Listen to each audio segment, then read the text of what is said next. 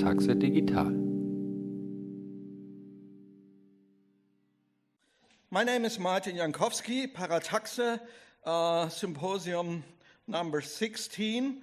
These symposiums are usually made to explore the international literary scenes of Berlin, and this time it's the Down Under scene, and we already defined Down Under as more than just Australia and New Zealand, but mainly. We have a lot of interesting authors had in our program, but especially we have one Australian. I did not prepare the pic, but you can see him when you look to this side. There is this guy with the, I think it's a blue shirt. He's also from Australia. That's our photographer, Graham Haynes, who is shooting our pictures for many, many years. I think we started in 2010, and we had already 2 big exhibitions with his pictures.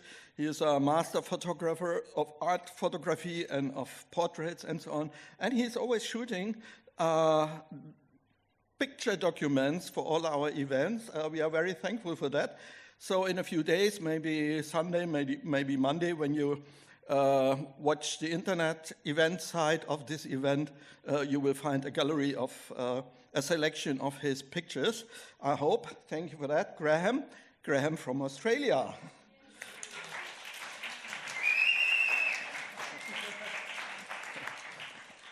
We are here at Machine House. This is our new home since last year.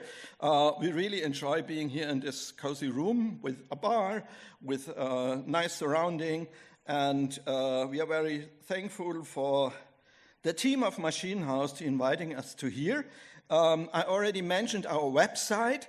On stadtsprache.de you find our multilingual magazine that publishes recent literature written in Berlin in languages other than German. And as I told you at the beginning of this symposium, it's about 190 languages spoken in this town. So, and I think at least 50 of them we already published in our literary magazine. And there you can also find documents of this day. That means keynote manuscripts, pictures, and later we will also publish some of the poems and translations that you could hear during the program. Now we are heading to the climax of this evening, and this will be a literary reading. But before that, I want to ask our guest curator, the man who created this fabulous program, Alexander Wells, to introduce us shortly what happened in the program this afternoon. Alex, the mic is yours. Thanks, man. Thank you all for coming, and thanks to the Bar and Sound staff. Thanks to everyone at Berliner Literarische Aktion. It's our turn to profit from their generosity and curiosity, but they're doing it for everyone else all the rest of the year, so thank you very much. What was my job? Was saying what we've done so far? Yes. We had 3 great panels this afternoon. We took on the subject of Australian and Aotearoa New Zealand literature in Berlin through a series of different aspects and angles on how authors and translators and literary activists respond to the place, and above all the question of distance and estrangement and how we relate to this place that's so far from the place of our birth or the place of our passports. The first panel discussed encounters and engagements and sorties across the German-English language barrier. The second one delved into what it means to write and live full-time here in English. And then the third one talked about what it means to write about Berlin, in Berlin, from Berlin, in a world of cosmopolitanism and migration, where those things become the norm rather than the exception. And we had some great poets. We had 3 fantastic poets read for us as well. Now we're at the evening reading, which is unthemed. We just wanted to show off 3 really cool authors that we've got. And we're very lucky also to be guest moderated by Lauren Oyler, who you will hear is not Australian or Aotearoa New Zealander, but was in Australia when I was putting this list together. So I thought, go on close enough. And she likes our peoples as well. So fantastic. I'll hand over to Lauren now, and thank you all for coming again. Cheers.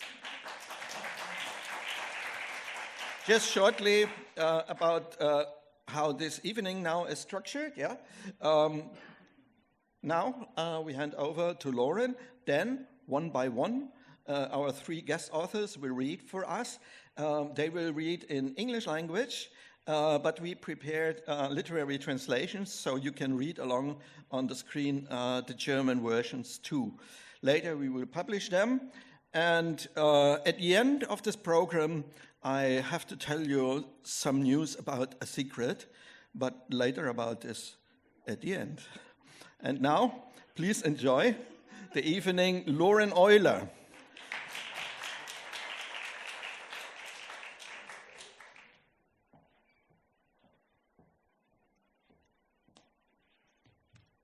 Good evening, and yes, thank you, Alex, for preparing everyone for my American accent. I do consider myself an ally to the Antipodeans for various reasons that we may get into during our conversation, but first, just thanks again for having me. I was quite enamored of Sydney. Anyway. Our first reader is Alice Miller, the author of a novel, More Miracle Than Bird, and 3 collections of poems, The Limits, Nowhere Nearer, and What Fire, as well as Blaue Stunde, a poetry collection translated into German. She is the recipient of fellowships from the Iowa Writers' Workshop and the Academie Schloss Solitude, and a stipend from the Berlin Senat. Originally from New Zealand, Alice lives here in Berlin. And she's going to read a few poems, we're going to talk, and then she'll read a few more poems.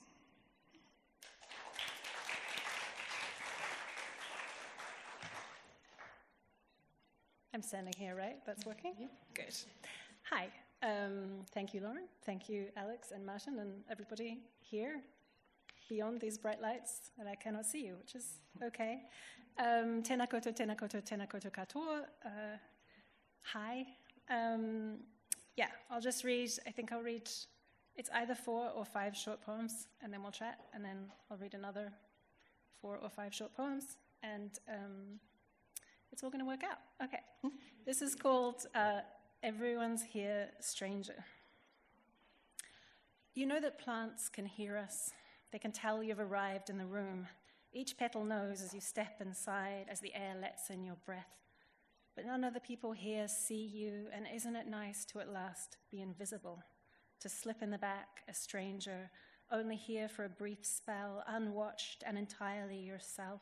So now your here-ness is absolute, sort of like that blinding this moment as the part of the poem where you have no past or future, just this crowd around you, shuffling their jackets that don't quite fit, illuminating their faces with bright phone light for 1-2 seconds, then dark again.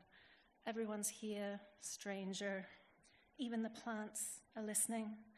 No curtain ahead, no show. Just us packed into the theatre, shifting, a whisper, a wonder, a gasp, as we wait for the war not to happen. Something that's weird about this event, I don't think I've ever been referred to as an Australian so many times in my life before. So, it's humbling. I don't know what to tell you. These are all new poems that I'm reading, which I'll tell you was just generally a terrible idea, and yet somehow I committed to it, and then there's this thing with the translation, so now I'm sticking with it. It's great. We're not mixing it up. It's exciting. It's exciting. This is called Unpromised Lands. What I noticed when we went around towns in England reading poems was how much the locals wanted to hear about their river and needed to tell the poet about how they too had swum in that exact spot after a long childhood set underneath a landscape by Constable. It made me think, oh, that's me fucked then. Someone who's not quite anchored on the earth, someone who grew up one place and wandered and now drags ghosts of oceans and cities behind me. It's mostly shadows left, muddled and bloated, singing half-snatched songs in a variety of too-late-learned languages. It's always the river stepped in up to my neck, soaking me in time. I like the phrase, was machst du, which means what are you doing, but asks not only what you're making, but also what makes you, because we're always being made while making by these places we step in and those that step in us. Soil, water, sand, ghosts, our hands shining clammy with yesterday's clay, our minds each morning remade. Okay, so 2 more, and then we'll chat.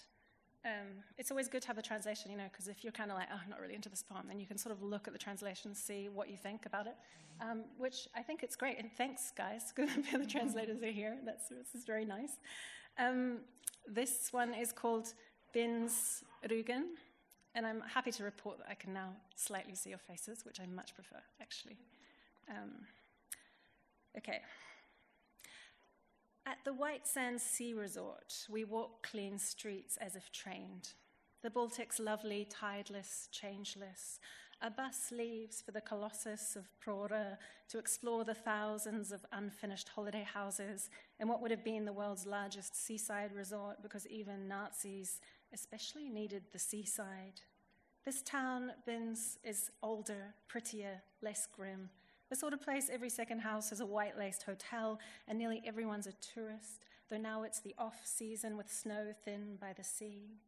I wonder if those living in tourist towns have a more developed idea of off-season in life, or a different notion of summer in the body. Today, in the off-season snow, for some reason I recall the shock when you travel to a place where everyone's suddenly speaking your first language, like you're immersed in lukewarm water, a sudden recognition, and then the disappointment that the water's neither hot nor cold, because all anyone's saying is how they'll pay for the laundry, or pick up the baby, or how Priya and Jess will come along, but John and Jen have cancelled. Never the intriguing glimmers I imagine in the mind of the silent person sitting alone at the cafe, stirring their coffee that doesn't need stirring, with tears hinted at the corners of their eyes. No, they're probably just thinking about which sandwich to order, each tear no elegy, but an allergy to dust. Well, perhaps it can all be lovely enough, as if there were never any Nazis at the seaside, as if we're all harmless and dusty-eyed, dreaming of every sandwich on offer before we walk to the other side of the village, heads bowed, to pick up our glistening sheets. Okay, so then just one more short one, and then we'll talk. We'll talk. Okay, one cell. This one's called. Actually, this one came from listening to a biologist called Michael Levin, and Anyway, so the things about cells, it's not just poetry. It's also biology. Good. Okay. One cell can make decisions. Whenever there's a crowd of cells, they're bullied into forming the shapes we know: humans, geese, foxes. But if one cell's isolated, it goes mad on its own, dances, tries to replicate itself. It's only the mass forcing old, known shapes. This morning, I wonder, if you were a cell on your own, what madness would you choose? Which shapes would you try to bloom into? Maybe still a shape like this, a familiar body you've known for years, the smell, the warmth, head's pressure on pillow, rush of damp breath and ear. I'll not forget the feeling, you say, and by afternoon you've forgotten it all, and by night you have to sleep to dream it all over again. Thanks.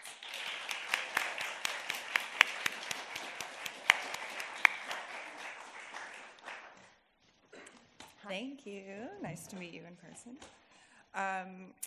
So I wanted to start by talking about travel and the particular gaze or attitude or approach of the traveler that is reflected in some of these poems, because there's also kind of like there's a distant observer theme as well, not just about travel. And I was wondering if if you feel like traveling makes you more observant, is living in a foreign country create a specific mode of observation that you have? Do you feel like it helps you as a writer more specifically? It's a good question. Thanks. I guess that travel, there's this Elizabeth Bishop poem that you Yeah. alluded to, actually, called Questions of Travel. And at the end of it, she says, should we have stayed at home, wherever that may be? And part of that question is saying not just, should we have stayed at home at the home that we all have or that we all consider home, or maybe like, I think it was Sanya saying that she didn't have one. But the question also empties out the notion of home, right? Wherever that may be, like, what is that actually? And what's always funny about living somewhere else is that the people back home sort of don't recognize you anymore, and you don't entirely recognize them, and the same thing happens, right? You're living in a different place, so you don't quite belong there. But yeah, there's an image I really, really come back to a lot in my work, which is it's actually from Freud. It's from Civilization and Its Discontents. Das Unbehagen in der Kultur, and he describes Rome. But he describes all the buildings that have ever existed in Rome, all existing at the same time. So the huts that first were there, and then the most modern building, as if they're all intact, and you can see them all at once. And of course, he's talking about the mind, everything that has ever happened to you being intact. And I love this image, and I think it for me, it's sort of about the multiplicity that poetry or that literature can achieve, like a whole, and I think poetry does it particularly well, actually, a simultaneity of experience. And the other thing is that Freud kind of says, well, but it's kind of absurd because it doesn't really work that well. You can't see all those things at once, and there's some problems with things like cities having demolition and minds not having the same kind of mechanisms. But I think also the sort of failure of it is also part of it. That also seems good to me, because I think that, as soon as you know the answer to a poem, it's dead, right? So The failure of what? What do you mean? The failure of the image to really get at, he's trying to come up with an image that is a metaphor for the mind, and then he kind of says, oh well, it sort of doesn't really achieve that. So I kind of like that. Well, also, a lot of these poems, like, there's always something to do with time in them, time sort of contracting, like everything is existing kind of simultaneously as well. The one that maybe you'll read next, I think there's something also about time in it. Do you feel like, what experiences for you, besides, I assume, flying to New Zealand, create this kind of disparate experiences of time, and which ones are particularly inspiring to you to is there, I guess, what do my friends and I like to talk about? Do you experience life as one long present moment, or do you experience the present moment as so small that it's insignificant? And what creates the contraction or the expansion of time? Yeah, we're getting philosophical. Sorry. Question number 2. But it's 8 o'clock. 8 o'clock in Berlin. I think, if we go back to that image of the city as well, right? The fact that you can have all of these times at once. Yeah. And I think that's kind of, it's sort of one of those things about prose that you sort of you often have to think of getting someone into a room and out of a room, or at what time they're inhabiting. But in a poem, you can leap from time to time. So, I'm a bit obsessed with time. What do you mean? You have to get someone into a room and out of a room in prose? Well, often you need a character, and they need to be in a place, and they need to move around. I'm trying to think of crazy experimental fiction that doesn't require these things, but in general, you have a character, they're in a place, they move from a room to a room, they talk to a person. But in a poem, you can have New Zealand in one half of the line, and then you can have Rome, and you have to make certain things work, but you can have different times, you can have different places. So I think I like to think about a kind of simultaneity of time. I don't know.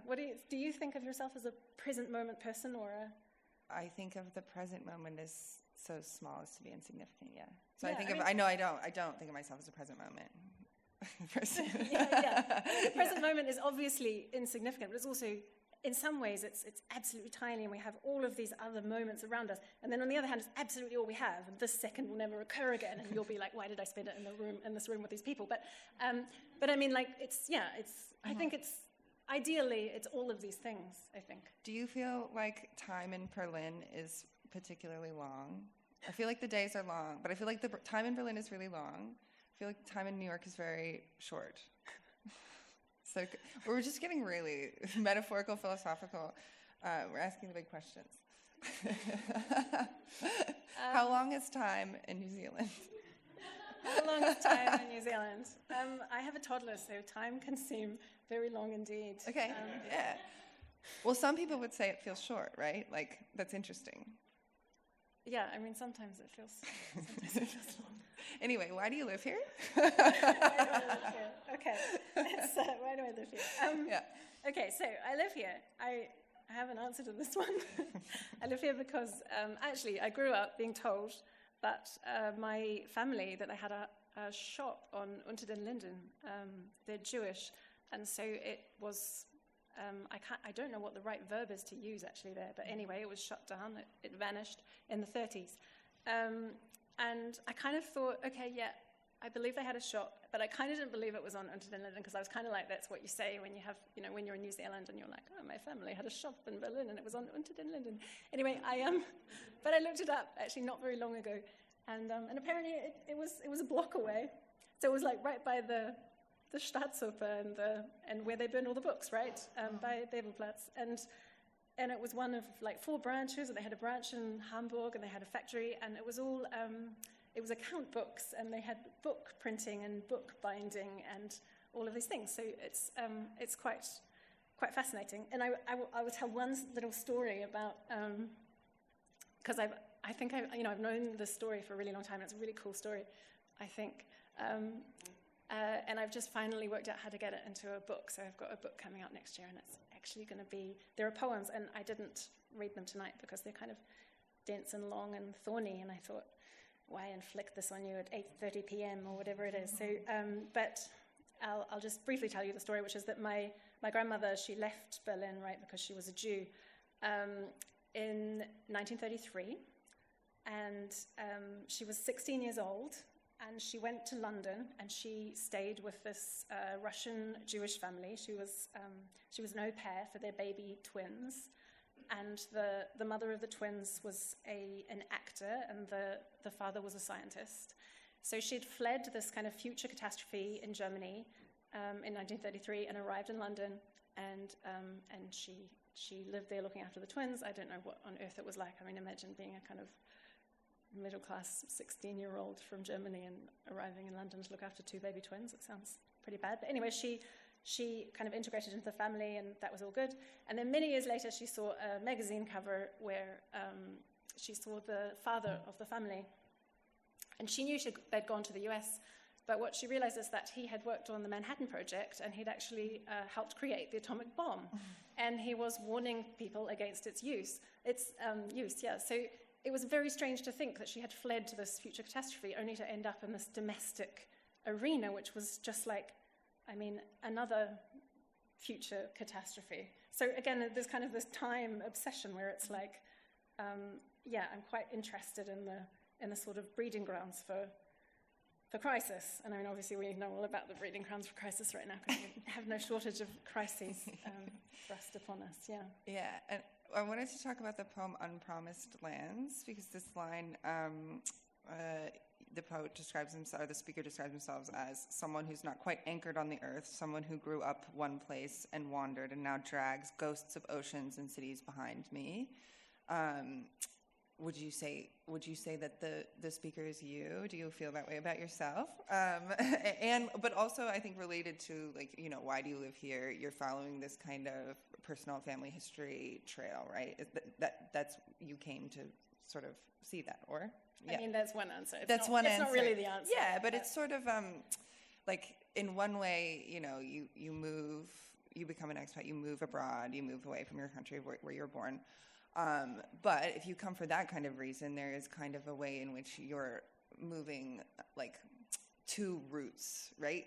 It's like you're like, actually the roots are there. The roots are not in New Zealand necessarily, but I wonder if you feel that way or not. Yeah, I do feel that way, and I lived in Vienna before, so I wasn't really seeking my roots there, and I lived in the US, and I was definitely not seeking my roots there, so it's just convenient that I am now seeking my roots, and there's a cool story to go with it, you know. Yeah. That's why I tell the story. But, and certainly the speaker, I mean, we used to have this thing when I was at the Iowa Writers' Workshop where the teacher would say, so the speaker, and I'll say Lauren, you know, like, I mean, it was like kind wink, of like, the auto-fictional narrator of the poem. Exactly, Yeah. So, yeah, I think that's safe. Yeah, okay. Do you want to read some more? Sure. Oh, I'll drop my pen.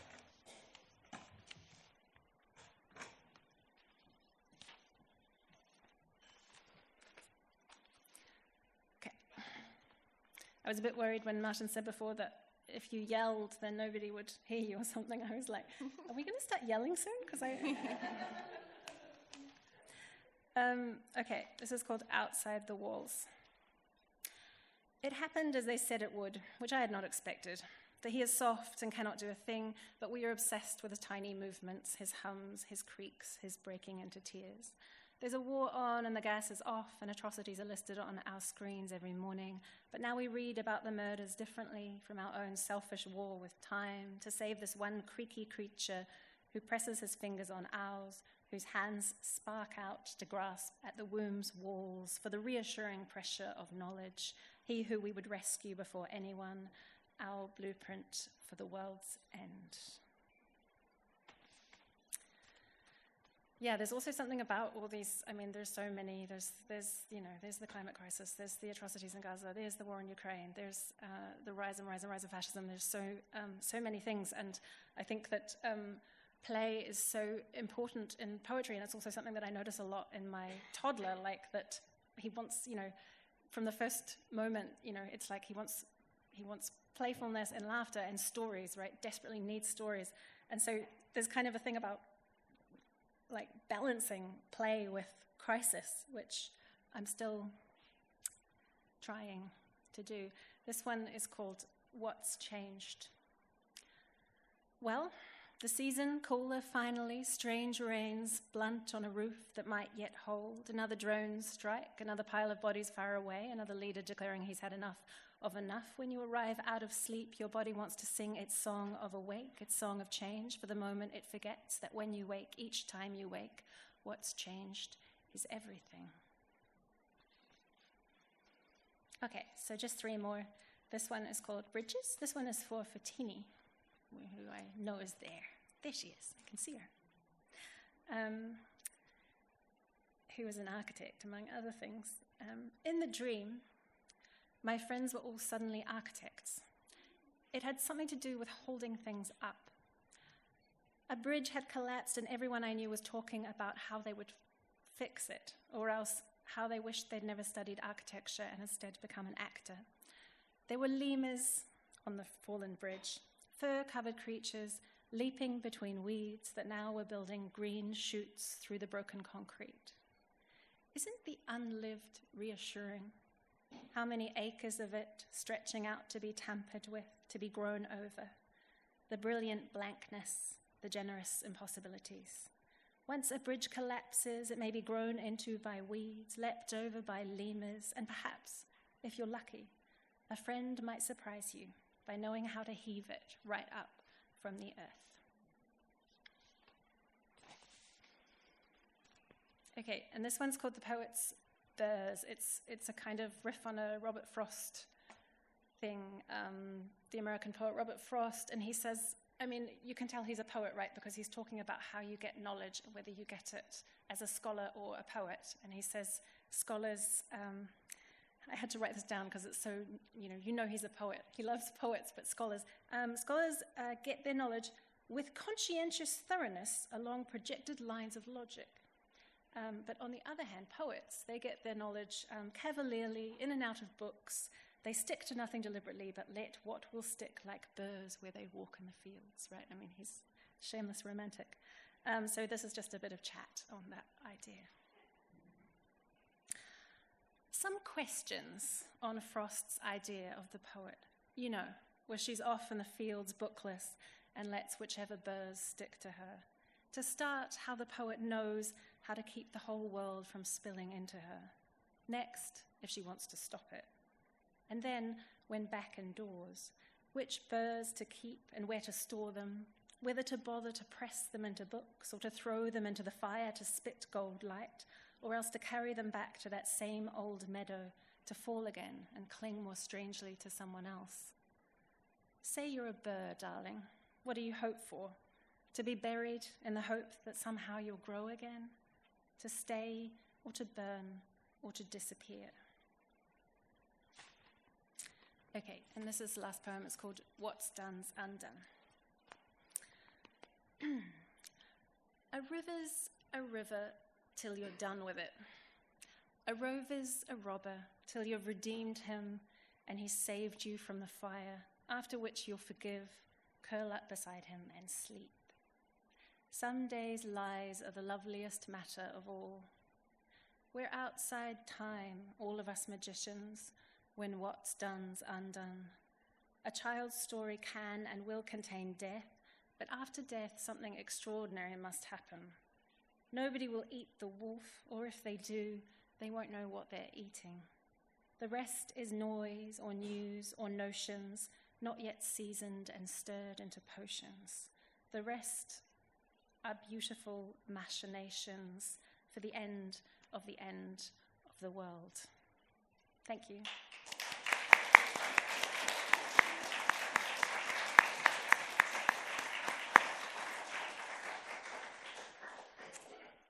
Thank you very much. The next reader we have is Madeleine Watts. Oh, thank you. So I think I was supposed to do that. I'm sorry. I was just so excited.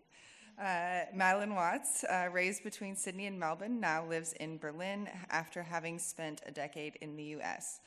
She is the author of the novels Elegy Southwest, which came out this year, and The Inland Sea, which came out in 2020 and was shortlisted for the Miles Franklin Literary Award and the UTS Glenda Adams Award for New Writing. Her nonfiction has been published in Harper's, The Believer, Orion, and The Guardian, among others, and she is also my friend.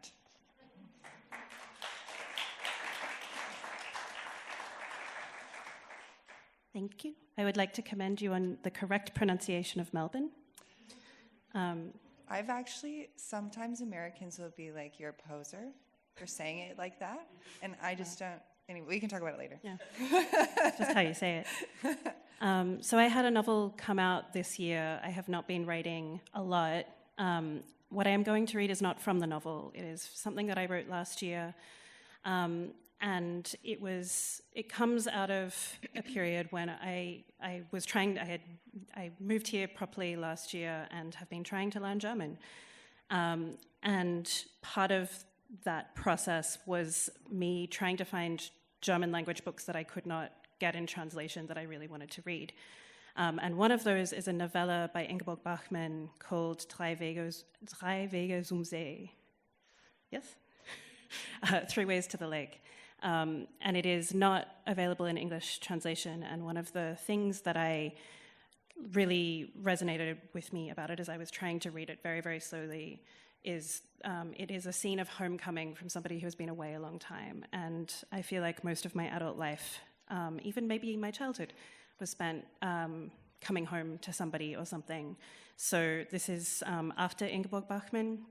It's called Aqua Profunda, which is a reference to a swimming pool in Melbourne, where I grew up swimming a lot, and it also features heavily in a Helen Garner novel.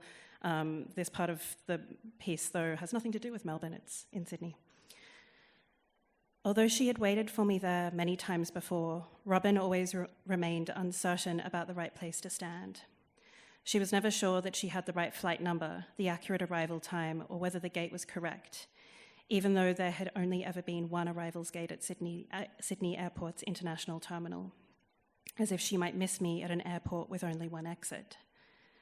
She stood among a crowd of expectant waiters, some in big family groups and some alone, like her, all their eyes trained on the 2 automatic doors behind the metal barrier which separated those who had been from those who had stayed.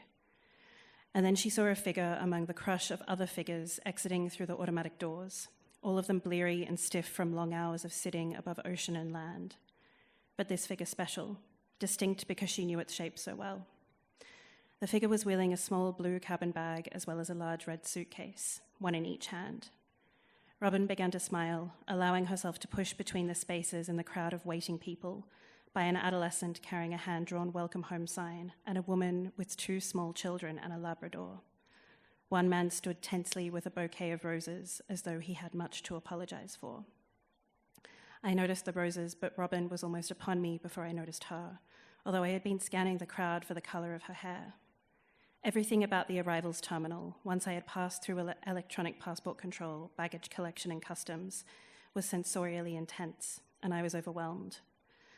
There were the unfamiliar pop songs shrilling through ceiling-mounted speakers and the smell of burning coffee from the branch of the just familiar bakery chain opposite the exit.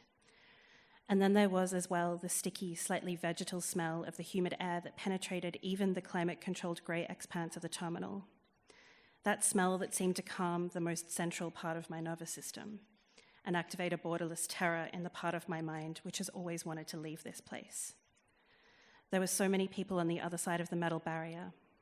But then she was hugging me, and her smells so familiar, the smell of her skin and her night cream and her sour morning breath and the Japanese perfume that evoked countless Tuesdays and Wednesdays of being briskly collected from after-school care at 5:58 p.m.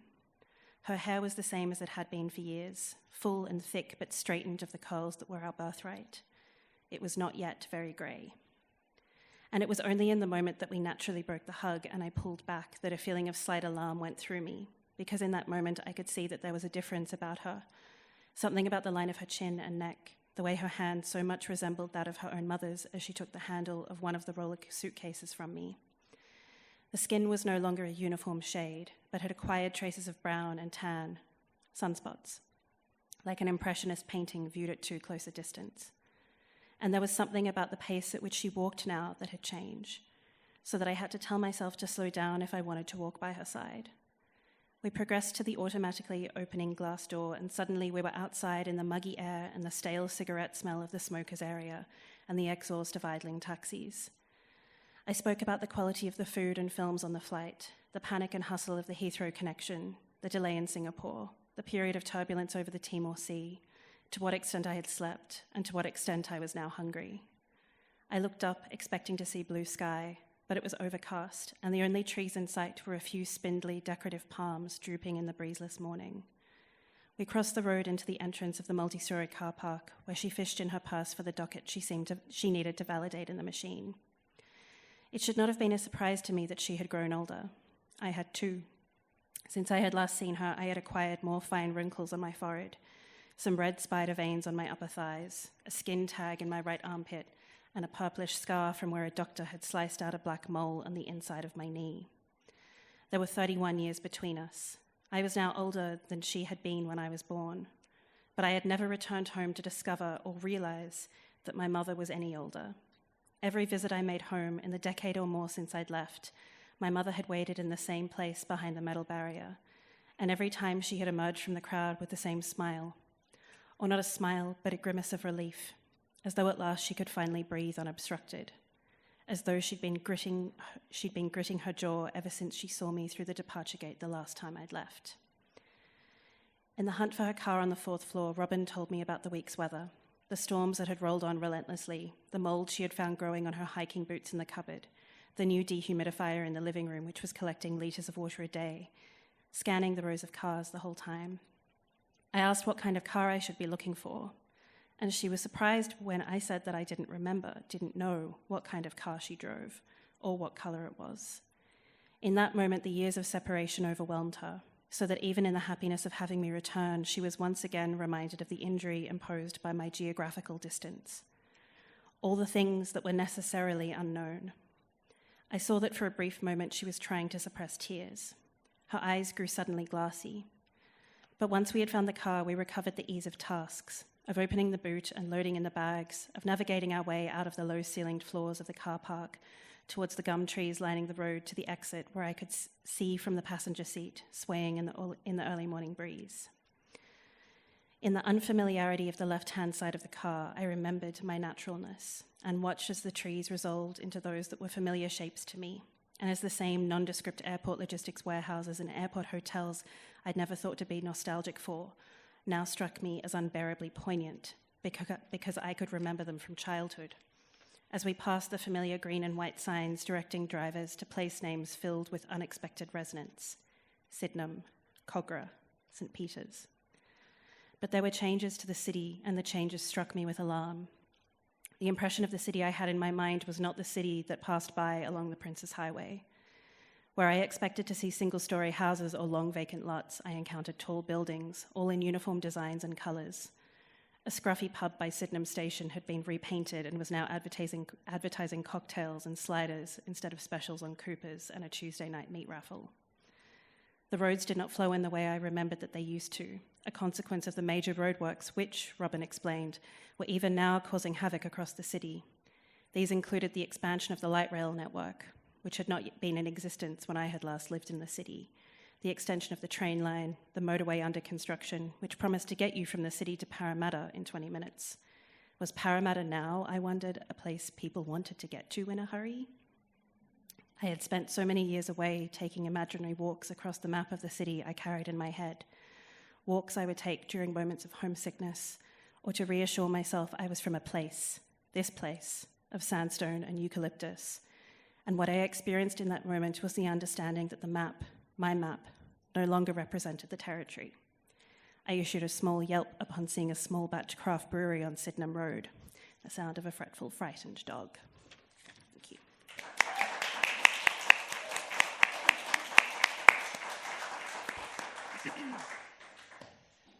Okay, before I get into the deep philosophical questions, I just have a clarification question, which is, what is a meat raffle? When you have a raffle and the prize is meat. Like what kind? Like in what quantity?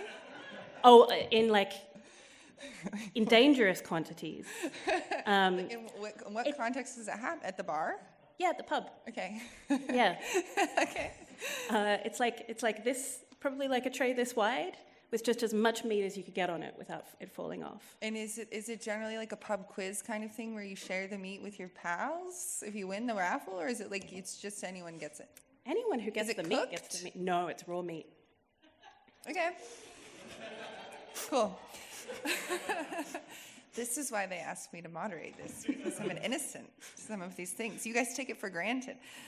So there's actually, I like this story.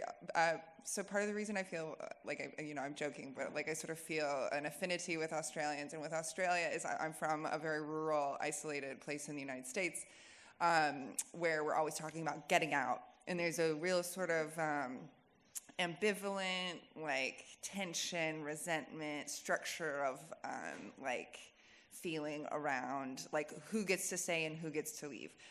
And so you say, I think, or the narrator describes the door out of the international arrivals as the metal barrier which separated those who had been from those who had stayed. Mm-hmm. And I'm wondering if we can just sort of talk a little bit about that also, because the narrator also says she'd always wanted to leave the place, right? What does it mean to leave Australia, specifically the big cities in Australia, and be it's not good enough, right? Is that kind of what you're saying?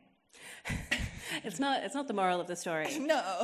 But I think that's I think it's essential to the. It's one of the things that I've sort of figured out about how to navigate, because I left Australia basically just after university. So I've never really been an adult in Australia. Mm-hmm. I was an adult in America, and now I'm an adult in Germany.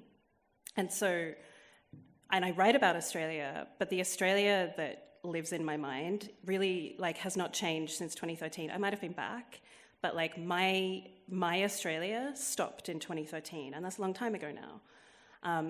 So the sort of that distinction between why did you leave, why does somebody decide to leave, and why does somebody decide to stay, has been a defining question of my entire adult life, because it's always asked of you. Mm-hmm. Because being Australian, if I'd stayed in Australia, then Australian would be an adjective I hear far less about myself. Whereas, it'd be that I had red hair. But that's how I'm introduced at parties. That's Madeleine, she's Australian. And that sort of question is posed all the time, and I don't necessarily have an answer to it, but it feels like something that I'm always writing in reference to, this sort of tension, because to leave, my experience of having left is that that can feel like a rebuke, and that comes across in like, sometimes that's like comes across in reactions to my work in Australia, and sometimes it just comes across like in my own family. Like, you know, my parents will get drunk and tell me that Australia is the best country in the world. So why have I left? And I have, you know, and like they're right in that it's the best country for them, but like, and also I made this decision to leave when I was like 22. When like that's a good age to just like make a, you know, spontaneous decision and then have to deal with the consequences of it for the rest of your life. So that tension of like of those who leave and those who stay feels like fundamental to any experience I have of Australia and anything that I have to say about Australia. And would you say it's true of you? Obviously, you're not the narrator necessarily. Maybe No, you are. never. But would you agree with, like, did you always want to leave? No, but I had a sense of... I never felt like I fit in. I felt... So there's a thing in Australia that many of us who leave sort of talk about later, which is a kind of need to apologize for cleverness or for being interested in like the arts at all. So you see this, even when I go back to Australia, you see like, there's just a sort of like apology, like, you know, I once was at a film festival where somebody apologized and called himself a wanker for knowing who Fellini was. And I felt like I noticed all of that. It felt like as a teenager, that felt really claustrophobic. And I had a sense of myself as somebody who would probably go away for a little bit because that's so ingrained in the Australian experience. Like it's a long way from places. Like to go away for 2 or 3 years is like pretty standard. And then I left Australia when I was again 22, and I realized that lots of problems that I thought were essential to my personality were actually sort of a product of being in Sydney, which is not, it's like I'm old enough now to like, that's not Sydney's fault, that was me in Sydney's fault, but like plenty of people can have incredibly like rich creative lives in Sydney and be happy, but like 22-year-old me couldn't. And so I felt really free of a lot of things when I left Sydney. And part of me leaving Sydney at that age was I left to go to New York to write. And I did. And I think that it would have been, and it was, a lot harder to kind of make that declaration to myself or to anyone else around me if I had continued to stay in Sydney or in Melbourne. So there was something about like, I will go somewhere else, and there is where my creativity will have happened. But it didn't have to be New York. Like if it's just because I ran into somebody I knew from high school on the bus, and she told me how to move to New York.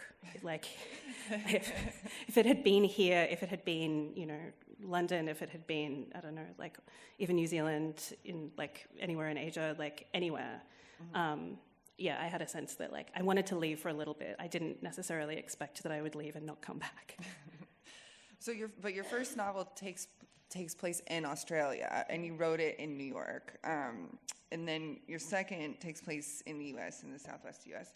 And you like wrote it, like my understanding is you wrote it like mostly in New York, but also a lot like you were unsure if you were going to be in New York forever at that point, and you're kind of back and forth in Berlin, and you're also in the Stabi and stuff. So there is kind of like a distance. Also, you weren't in the Southwest regardless, so it's not like you were writing it there.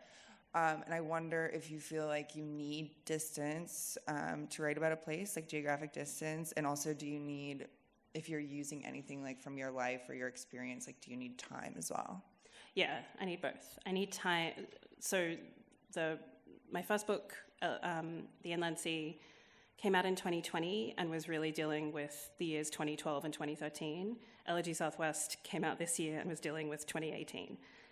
So I basically need like 7 years to deal with things. Sure, you know, like you can pretty much like map the timeline probably to the rest of my creative life.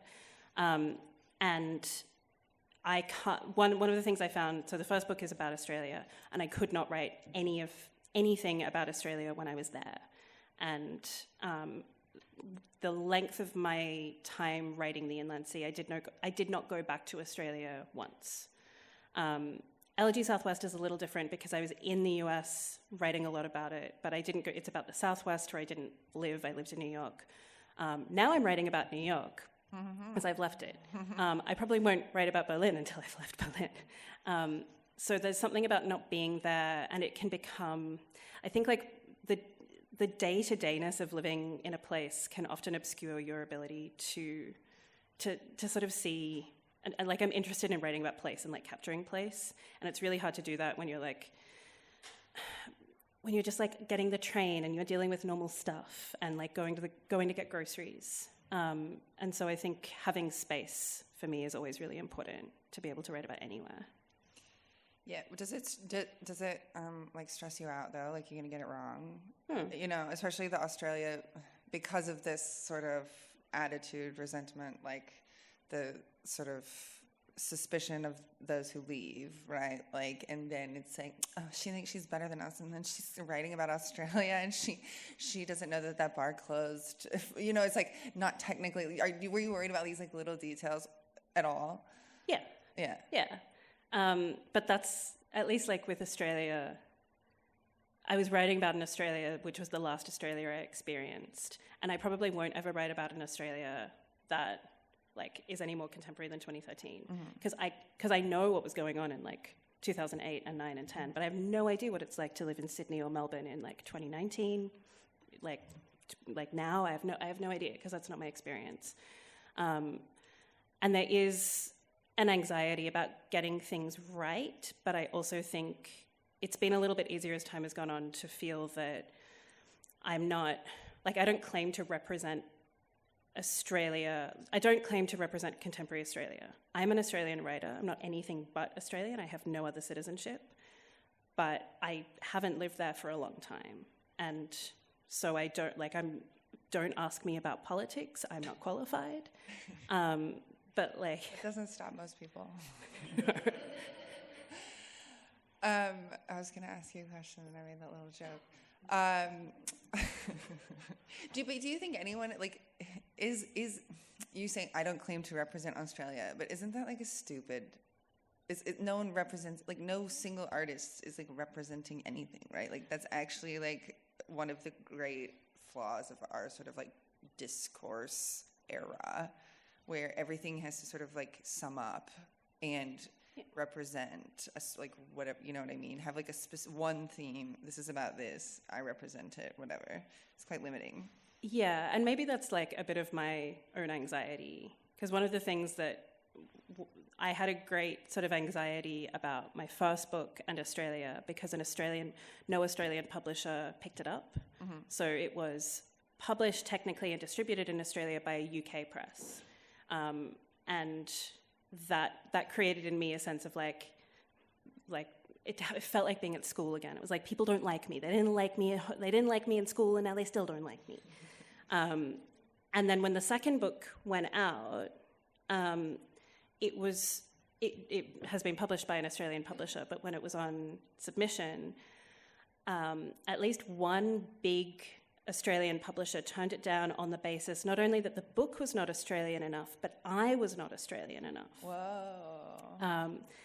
And that, I was like walking down the street in New York, and I was so angry that I walked like 3 blocks in the opposite direction.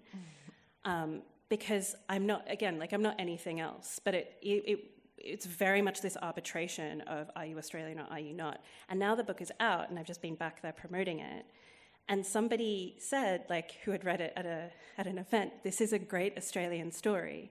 To be clear, it's set entirely in the American Southwest.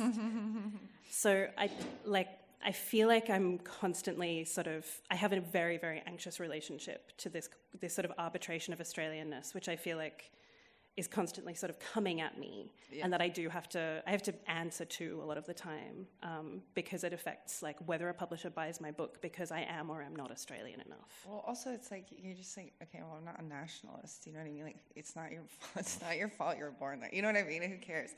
Anyway, my last thing I want to talk about is also the nostalgia elements of this. So the first part of this piece is like, it's kind of fraught. There's tension. It's a lot of ambivalence, and then you're driving through the Sydney and seeing all this old stuff the narrator is, and like seeing everything that's changed. The meat raffle's gone.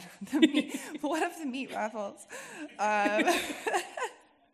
And the narrator says, okay, serious now, that she takes she'd been taking imaginary walks through like her memories to sort of like relocate herself in the place where she's from, and to reassure herself that like she's from the place and this is the place that she's from. Why? And I also think that sort of relates to some of Alice's poems as well. Like why? Where does that come from? Especially if you're sort of like, I need to go somewhere else. I always wanted to leave. Why do we need to have a source? I also don't really feel like that, so I'm just asking. Like, maybe I will one day. Maybe I'm repressing it, but yeah. I think that like feeling is that particular feeling of coming back and feeling like the map doesn't represent the territory is something I always feel really shocked by every time I do go home. And it has something to do with, I was talking to somebody before about the fact that if you are an expat writer, and I thoroughly reject the term expat, and it's used much more in Germany than it ever was in the US, mostly I think because of language, but like your relationship to like your nationality is kind of purely imaginary, because it's not, again, like I don't really know what's going on right now. Like I don't know what the discourses are, and so Australia is this. It is the past for me, and it's who I am, but it's not the present. And so I walk around again with this like constant Australia that ends in 2013, and then every time I go back, even though I've seen the place change, it doesn't stick, and I'm always confronted by what has changed, and that feeling of change used to really distress me. And the longer it goes on, the more I find it quite interesting. Like it feels like, like people like go on about like nostalgia. It was about soldiers, and like it was an official medical diagnosis. But it like actually feels it's in that particular moment when you've been awake for 24 hours because you've been in a plane, that nostalgia feels like an actual affliction that's hitting you, and there's something quite interesting about it. And I think it creates this sort of sense of, like similar to what Alice was saying about time. Like time is not linear. Time is this sort of thing where like you have you encounter ghosts of your past that are just like patterned all over. And so encountering like the physical geography of the city is like that. And I've also now experienced that about New York, having left New York. And like I go back to New York, and the things that are changed are really different. And I sort of, forget that a friend doesn't live like on a particular street anymore because they've moved back to Canada. Like all of that stuff I find to be, I think, something that people find quite it's a thing that's uncomfortable, that is something that because of my decision to leave, it is something that I can like talk about and capture, probably in a way that I wouldn't have if I had only left Australia for a couple of years. Well, yeah, it's also if you see somebody every day, you don't really notice they're getting old. Like you don't see them getting older, and it's the same thing with the narrator's mother, right? It's like you see them after time, and then you're like, oh, you've changed dramatically. Whereas if you lived in Sydney or you lived in New York, you'd be like, oh, my favorite bar is closing. My favorite bar is closing. It would just be this sort of daily thing where it wouldn't necessarily be this like wave. Anyway, thank you very much. And now we have time for our final reader. Thank you, Madeleine. Let's give her a round of applause.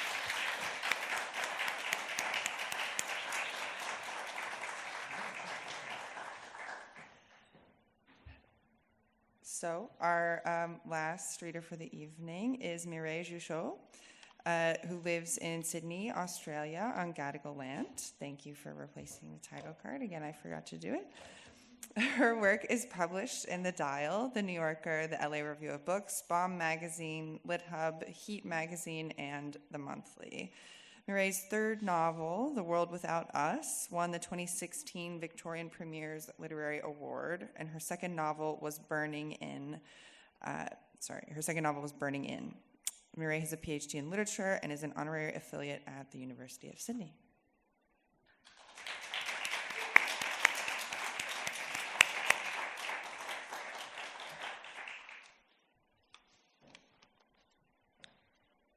Thank you, Lauren.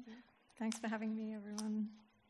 And thank you to Hedy Fehlhauer for the translation. I'm not sure if I'll get through the piece given the time, but I'll see how I go. A longer version of this piece was published in Heat magazine in 2022, so this is an excerpt. Renata.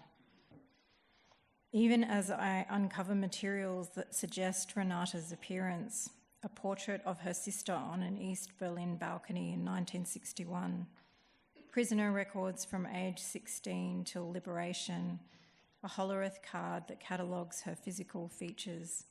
She remains stubbornly abstract, a dream that can't be retrieved. I scan the photos of the women at the Mauthausen subcamp and the summer women displaced after war in southern Italy, though I can't possibly recognise the one I'm looking for, Renata Grau. She's an assemblage of Nazi documents, a set of symptoms in a reparations claim, one name on the post-war lists of survivors. Who can make a person from these traces?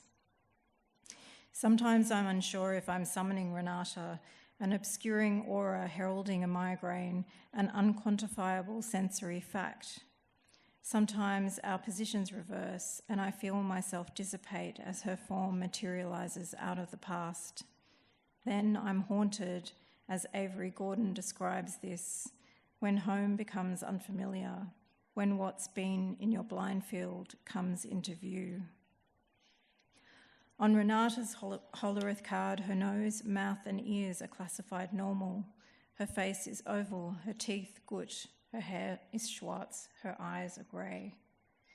The card describes a body broken into parts for slave labour, a human cog in an industrial system overseen by Deutsche Hollerith Maschinen, IBM's German subsidiary. These cards were used to manage prisoners, and since IBM designed, made and supplied them, my portrait of Renata comes courtesy of a Nazi system developed by an American company via the Mauthausen subcamp in Lenzing, Austria, where Renata was a forced labourer in 1944. 10 years earlier, a facility using IBM technologies to process the census opened in Berlin. In his speech, the manager, Willi Heidinger, prefigured the overblown claims, pseudoscience and lethal administrivia that would characterise the Nazi regime. We are very much like the physician in that we dissect, cell by cell, the German cultural body. We report every individual characteristic on a little card. These are not dead cards, quite the contrary. They prove later on that they come to life when the cards are sorted at a rate of 25,000 per hour, according to the characteristics. These characteristics are grouped like the organs of our cultural body, and they will be calculated and determined with the help of our tabulating machines. Not dead cards, quite the contrary. The little card tells me Renata was 163 centimetres tall, the same height my daughter was at the same age, 17. She's slim. With her parents, Hubert and Herta, she was transported to Auschwitz in 1944. There, her parents were murdered. Soon after, Renata was sent with 600 women to a Mauthausen subcamp in Salzkammergut, Austria. Most were assigned to the local textile factory, Zellwohl Lenzing, to make rayon. At Lenzing, the women worked under 3 female guards, each trained to recognise work slowdowns, sabotage, and to perform something called malicious pleasure. One survivor who witnessed this training recalled that when 50 trainees were instructed to hit a prisoner, only 3 asked why they had to hit the inmate, only 3 asked the reason why, and only 1 refused. During my Sydney childhood, I'd sometimes help my mother choose fabric. Her tight domestic budget meant she made most of our clothes, and like the daughters of countless refugees, she'd learned from her parents to sew. While she headed for the subdued cottons, I'd drift to the novelty buttons and applique lace, to the synthetics where my uncertain face would appear, distorted in the sheen. Choosing material was one of the few things I did alone with my mother, whose father once sold fabric in a Berlin department store until it was Aryanized, though I didn't know this then. My mother rarely spoke of the past or her parents' lives. Later, I associated this silence with the years in which they hid their background in an Australia that preferred neither Germans or Jews and called this erasure assimilation. So I can't help thinking that the muted fabrics she preferred were an extension of this passing. I would not be the kid in flammable nylon at parties or barbecues, better to fade out or blend in. When asked if I think of myself as Jewish now, a strange uncertainty overcomes me, and I wonder about the false self that assimilation demands, a self which still must pass as real. I wonder what this performance might have cost my mother. Over time, I've grown nostalgic for those fabric shops with their bread and camphor scent, just as my mother, while choosing fabric, perhaps reprised the suburban dress shop her parents ran decades before. Now, after researching lensing, when I pass my local fabric city with its rayons stacked out on the street, I detect only a toxic bass note. At some point in this childhood, I heard about Renata, my grandmother's cousin. I was told she was damaged and since liberation preferred not to be visited by any surviving family. Maybe because I had a liking for solitude, I was privately awed by what I understood to be her radical isolation. I didn't know how to voice any wish, least of all a wish to be left alone by my family. Later, I convinced myself her isolation was a form of courage and independence. I turned her into a cinematic heroine in a film by Ackerman or Duras. Of all my grandparents' stories about life before and after exile, it was Renata's that took hold of me. So I requested everything the International Tracing Service had about the Grouse. Eventually, I received the Nazi records of Renata's 12 years of persecution, including the Hollerith card. Since my grandmother's death, there's no one left who can describe the precise nature of Renata's injuries, though I'd always sensed these were more psychological than physical. Renata was absorbed into my childhood why, that answerless word, engine of my days. The mystery of Renata became inseparable from the mysteries of existence, and it seems to be now from the puzzle of myself. After reading about the carbon disulfide used at lensing, I wondered if this was the partial cause of Renata's damage. The dangers of working with the chemical were already known in the 19th century when neurologist Jean-Martin Charcot linked it to hysteria. A British doctor noted the extremely violent, maniacal condition of factory girls exposed to the chemical in the rubber trade in 1902. Some have become the victims of acute insanity, and in their frenzy they have precipitated themselves from the top rooms of the factory to the ground. It was under the Third Reich that the most severe cases of carbon disulfide poisoning were recorded. At lensing, the women woke at 3 a.m. for black bread and brown liquid, recalls Czech survivor Hannah Kona. Her descriptions of camp life spare none of its depredations, but pointless details reveal the women's affinities. Through a brutal winter, they marched 4 kilometres from their barracks to the textile factory. They passed through the cobblestone village, along meadows, a dense forest, and a small, clear stream. Kona doesn't describe the local people in her account. You have to imagine them in their gabled alpine houses, the red flowers like gashes in the window boxes, or read the work of survivor Jean Amory, who grew up nearby. The crimes of the regime entered my consciousness as collective deeds of the people. At Lenzing, the women slaved without protection over vats of steaming carbon disulfide used to turn fur and beech into fabric for German army uniforms. They worked 12-hour days. The youngest was 12. By March 45, they were starving.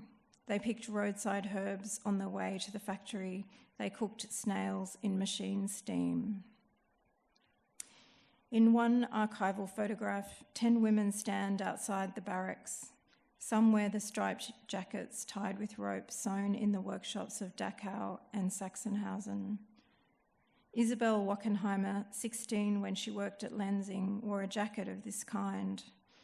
After her death in 2010, it was found at her Netherlands home, wrapped in dry cleaning plastic from the Rotterdam Hilton. I'm seized by these details, the plastic which evokes a crime scene, the interval between young Isabel Maria of Germany and what transpired in that hotel. In the Petikoffen photo, only one woman looks young enough to be 17. She isn't tall. She stands at the back of the group, face angled up between the women. I tell myself it can't be Renata, headed for solitude. She's too eager to be seen. What else is a ghost but a disturbance in the flow of time? More than once I've wandered through a chain store before registering the clothes made from Lenzing fabric.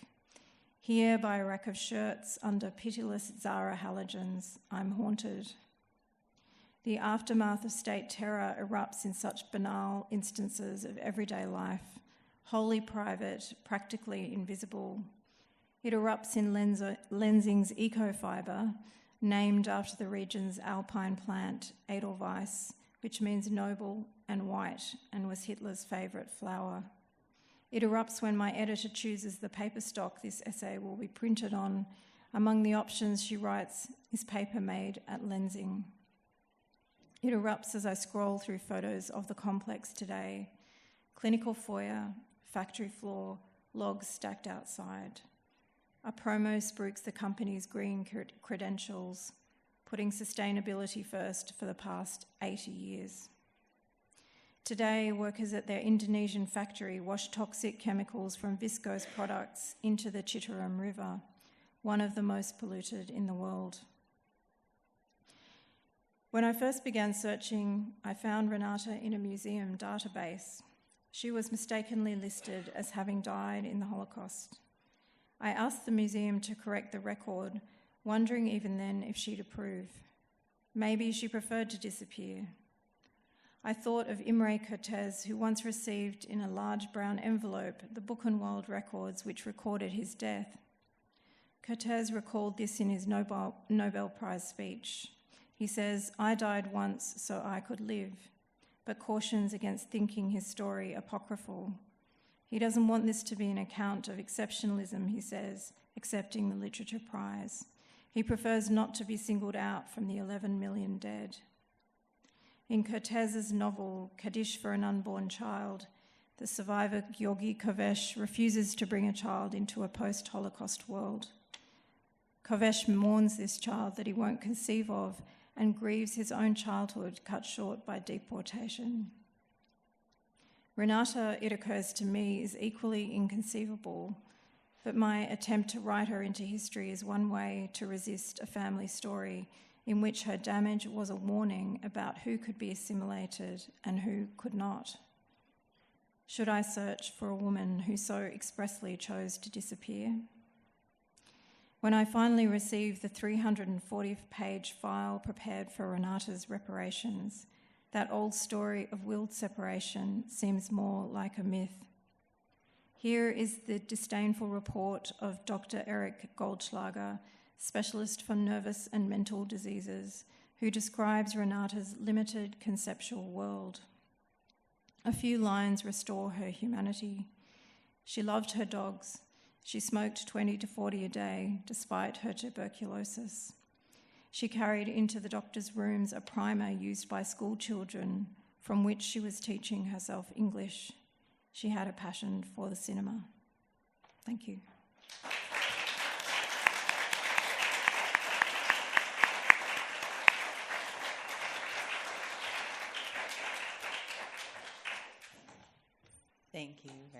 That's great. So this is part of a longer project, right? Could you just explain a little bit about what you're working on, what that is?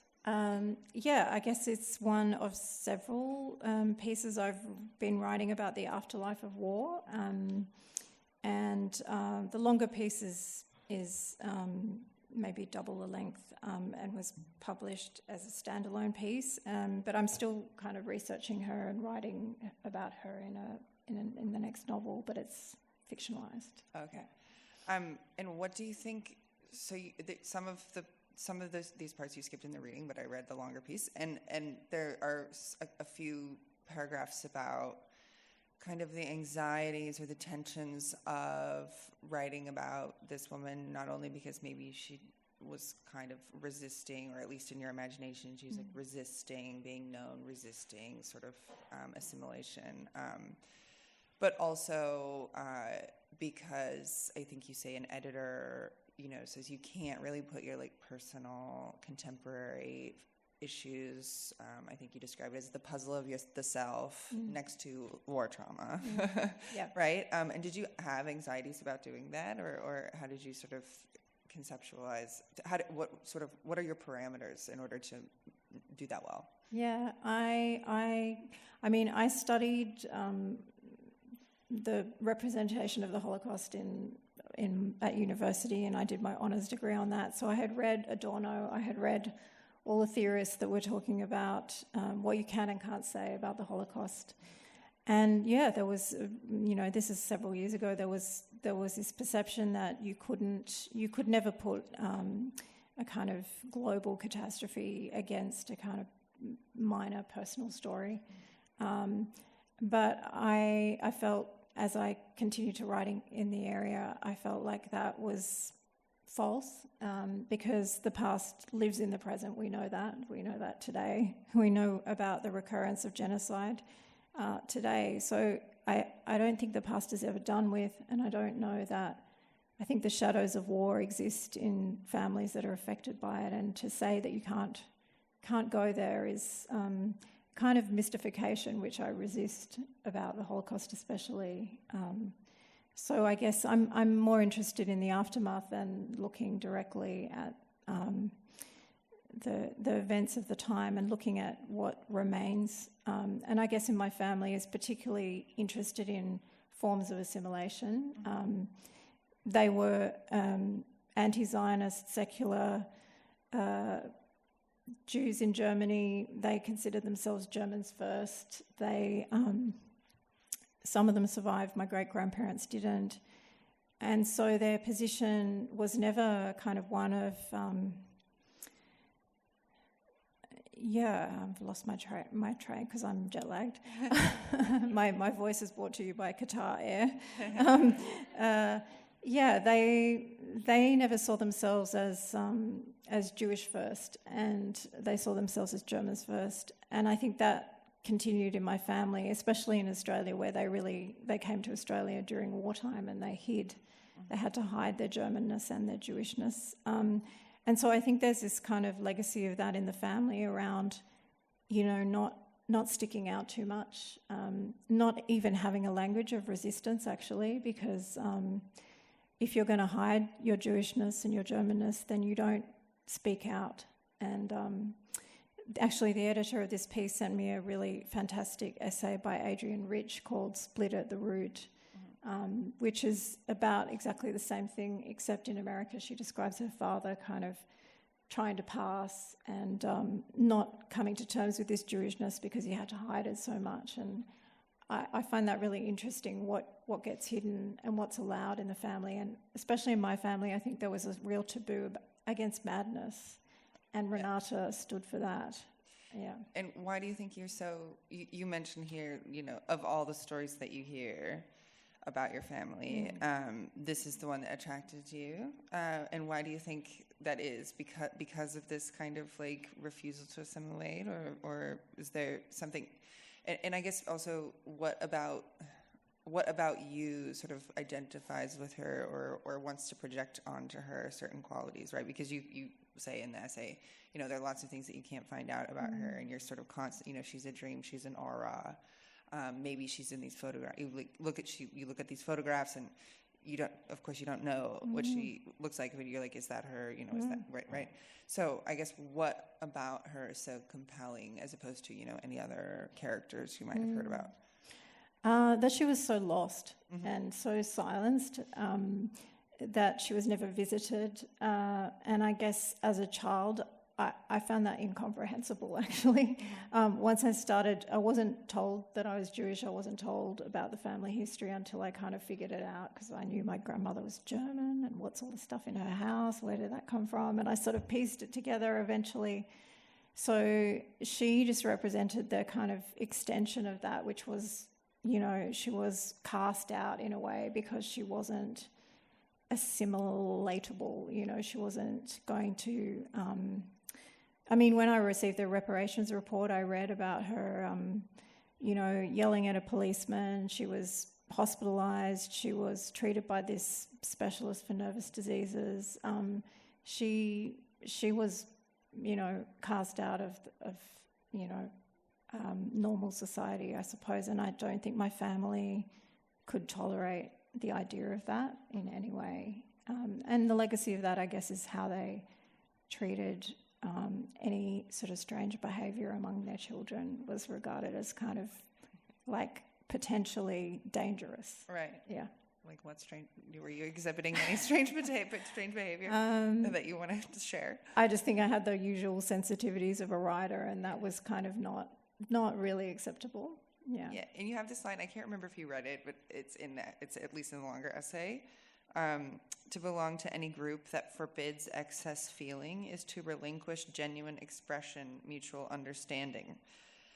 The ceaseless injury of being outcast can turn you into a detective or a writer who will prefer almost any other mystery than one that confirms that outsider status. I want to parse both of those sentences, if you will. The first one, I think, is a very interesting claim. Do you mean that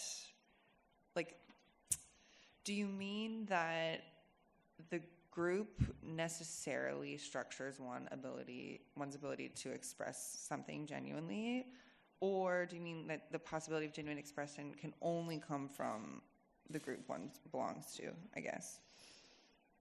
I think in that passage I'm trying to capture the way that the family kind of bands together and creates this narrative about itself. And if you don't fit into that, then you are cast out in some way. Right. You could be the scapegoat, or you could be the one who's, too expressive or too loud or too whatever it might be. And so I think I was just thinking about the structures of family with that kind of legacy, and what that does to the idea of conforming and fitting in. And I guess I see myself as sort of resisting all of those rules because I couldn't meet them. And there's also this sort of, if you're an outcast, you might become a writer, but because you're trying to solve what is the line? It's a quite interesting line. Who will prefer almost any other mystery than one that confirms that outsider status. Does that mean that an outcast might avoid some kind of truth that would confirm the outsider status, or what exactly does that mean? My jet lag brain is struggling. It's okay. The recollection of that line. We can also move on to we're almost out of time, so we can also move on to something else you're working on, which is the Third Reich of Dreams. Can you say a little bit more about that? That is a project which I actually spoke about at the Berlin Literature House a few years ago. It's a book I found in the library which was long out of print in English by a writer, Charlotte Barat, who was a Berlin journalist. And she collected 300 dreams of her fellow Germans, Jewish and non-Jewish, after 1933 till 1939 when she left and went to America. And then once she got to America, she put these dreams together. She chose 75 and wrote about them in the book that was subsequently published in the 60s in America, but had been long out of print until it was recently released this year, re-released in English this year. And that book was just one of those chance discoveries. I couldn't believe that I'd never heard about it, and when I read it, I was kind of completely astonished by how she treated these dreams, not as... They weren't interpreted in a Freudian way. They weren't seen as a kind of therapeutic content. They were seen as kind of a collective record of totalitarianism. And so she sort of treats the dreams in a really unique way for her time, as sort of reading them as evidence of what's happening in waking life. And she says something like, she calls the dreams the diaries of the night. And she says, the fact that propaganda and aspects of the regime could filter into people's dreams shows the extent to which that regime kind of invades private life. So there is no privacy when you can't even escape it in your sleep. And the dreams are astonishing. And you can read excerpts of the book. Recently were published in Harper's and Paris Review. But you can also, if you speak German, it's always been in print in German, but just come out this year with Princeton Uni Press. So, yeah. That sounds very interesting. I think we're right out of time. Martin, I believe has a few parting words for us. Thank you so much. Thank you.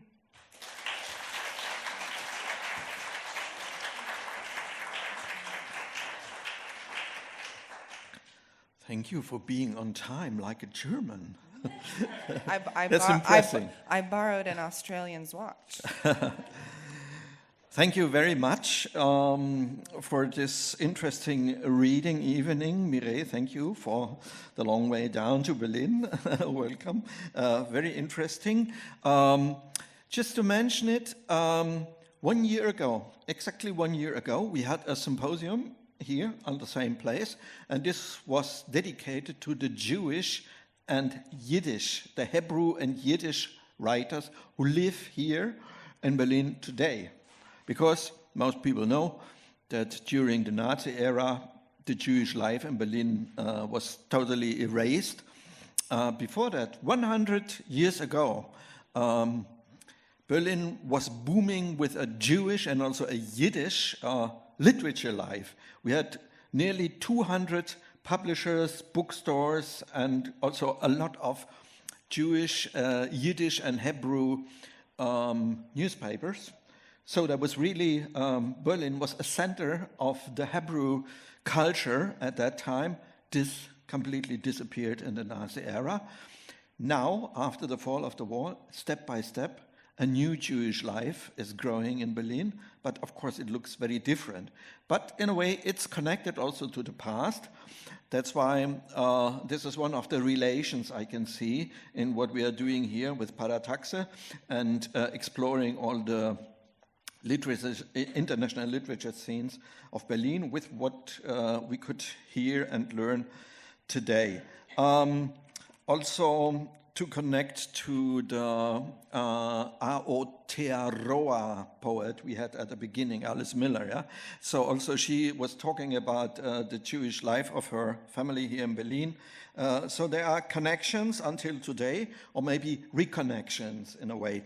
And another thing, because many of the Down Under authors who were guests in our program today, they were discussing this famous question, where is home?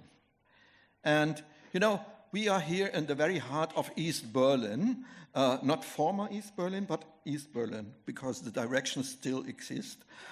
And there was one very famous dramatist, East Berlin dramatist, his name is Heiner Müller, maybe you have heard about him. He was living not far away from here, and he has a clear answer to all Australian and New Zealand authors who ask themselves, where is home? He said, home, please watch at your bills. Home is where your bills go to.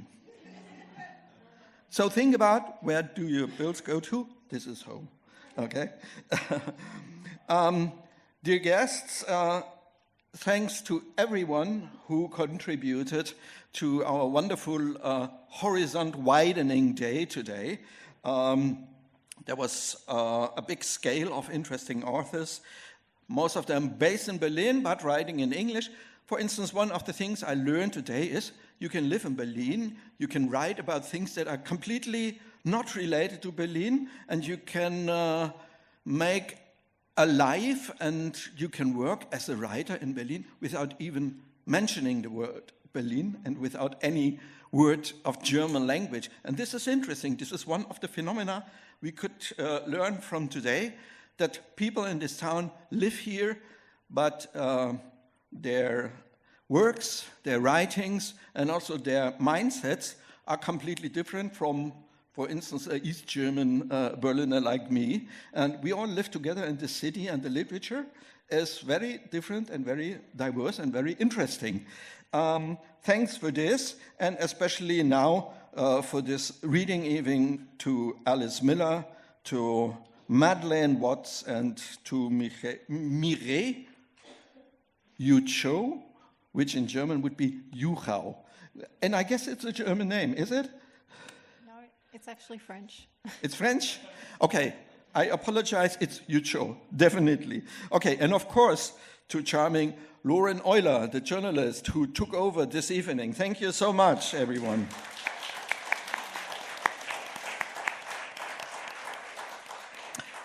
The secret, I promised you to talk about a secret. The first secret is you can find the results of this evening very soon at stadtsprachen.de. This is what I already mentioned before. The next Parataxe, each year we have 6 reading evenings with 2 guests, and we have 2 symposiums. This is the first one. In October we will have the second one here. The second symposium this year will be about the Greek language writers of Berlin, and I'm really looking forward to it because this is a very interesting and very vivid scene, completely different from the down under scene, and maybe there are not many relations, but maybe we can create some. So you are already invited. October 18th, there will be a new symposium. The next Parataxe reading evening is not sure yet, it's not confirmed, that's why I did not prepare a chart, but I tell you the secret. Possibly it will take place on July 3rd, that's a Thursday, at the English Theatre. And I mention this because it will be a reading evening complete in English again. I invited 3 translators living in this town, translating from Asian languages into English. So we will have a guest from Korea, we will have a guest from Thailand, and we will have a guest from Singapore. Translators introducing their work and also the books they are working on at the moment.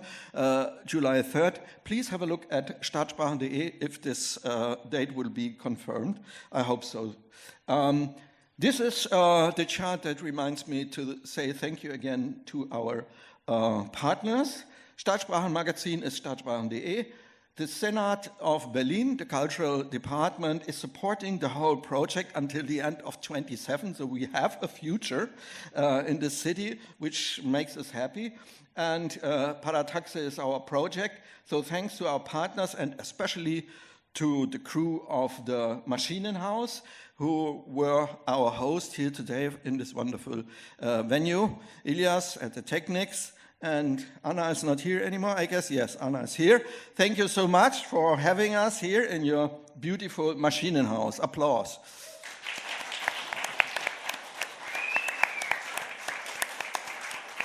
And this is the credit list of all those people behind this project and this day today.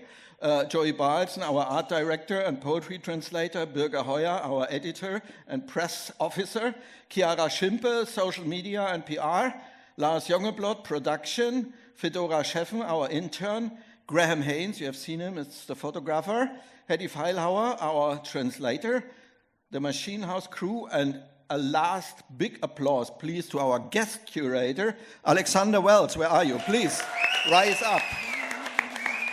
Thank you so much. He created this great program. Thank you. My name is Martin Jankowski, and I invite you to our next big thing, and this is our Berlin Asia Arts Club.